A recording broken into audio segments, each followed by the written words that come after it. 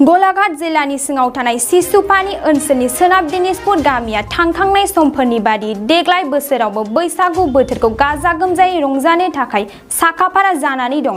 बैसागु बोथोरा बोसोराव खनसेल' फैयो आरो बे बोथोराव बयबो बर' फिसाफोरा बर' हारिनि खाम, जथा, सिफुं, सेरजा बायदि खननाय मोसानाय हारिमुजों बोराय बुरि गेदेर उन्दै ज'ज'यै गोदो गोदायनिफ्रायनो रंजाबोगासिनो दं।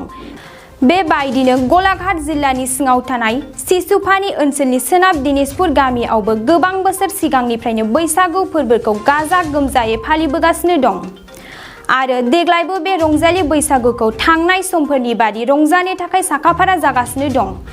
थांनाय 2 बोसोराव कभिड-19 गोसारनायनि जाउनाव गोबां बर'फोरानो बे रंजालि बैसागु बोथोराव गाजा गोमजायै रंजानो हायाखैमोन। नाथाय देग्लाय बोसोराव कभिड-19 गैयैखाय बयबो बर'फोरखौ बैसागु बोथोराव गोसो होसार रंजानो साखाफारा जानायखौ नुनो मोन्दों।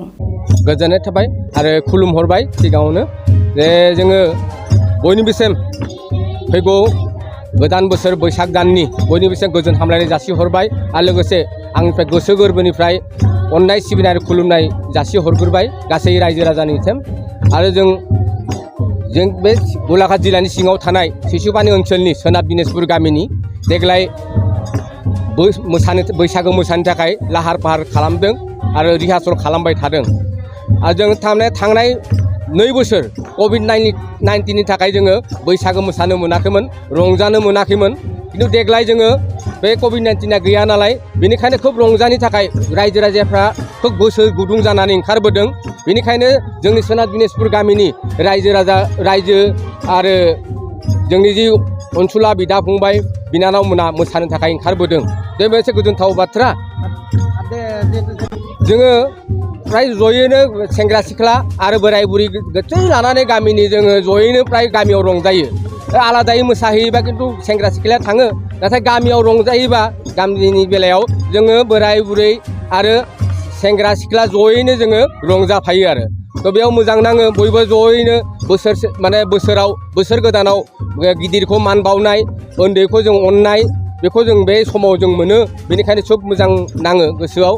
थ' बेनिखायनो जोंबो सानदों जे जाहाथे बे जोंनि बैसागोनि मोसानायजों लोगोसे जोंनि बर' हारिनि राव थुनलाइ हारिमु जाहाथे गोजौ थाखोआव जेब्लायबो थांना थायो आरो जौगाबाय थायो। बेनि थाखाय जोङो बे मोसानाय हारिमुफोरखौ जोङो लाखिलांनो थाखाय जोङो नाजाबाय थादों आरो। जोङो बे जिहेथु जोङो जयैनो बोराय बुरै ओमफ्राय सेंग्रा सिख्ला जयैनो जिहेथु जोङो मोसायो रंजायो नालाय जि मोनो जों बेखौ लाबोनानै जोंहा बाथौ थानसालियावबो एसे रां बुथुमनायखौ जों बाथौ थानसालियावबो दोनो आरो क्लाबाव दोनो जों एसे पुन्जिखौ। बाखिखौ जोङो जयैनो बोथिसे ओंखाम जयै जिरायलायनानै बोथिसे ओंखाम जायो आरो रंजालायो बेयावबो।